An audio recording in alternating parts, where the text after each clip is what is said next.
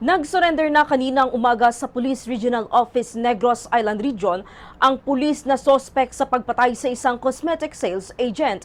Ang biktima ay kinilalang si Christine Joy Dignadice, 43 anyos, single mother at residente ng Victoria City.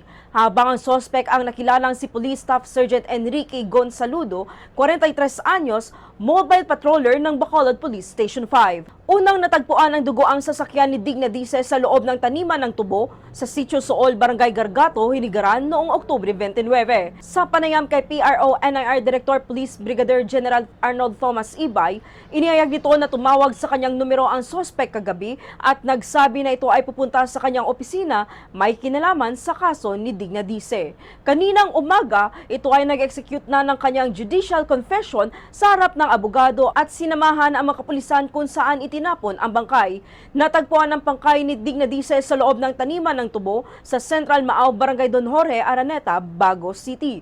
Tinuro din ito sa kapulisan ang lugar kung saan ginawa ang pagpatay na sa bahagi naman ng highway sa Bacolod-Talisay intersection. Hindi pa natutukoy kung ano ang relasyon ng dalawa at hindi pa nito inaamin ang dahilan ng pagpatay. Siya ay haharap sa kasong murder at sa ngayon ay inihahanda na ang mga dokumento para sa inquest proceedings. He called me up last night pero hindi niya binanggit. Sabi niya tatawag ulit siya ngayong umaga. He was with a police officer also na pinagkatiwalaan niya. Nagmamahan siya para pumunta. He's a police officer. Resigned in Bacolod City Police Office. Initial information that we got is he was shot. The investigation starts to prepare the necessary papers and with enough evidence in hand, he would be charged for murder.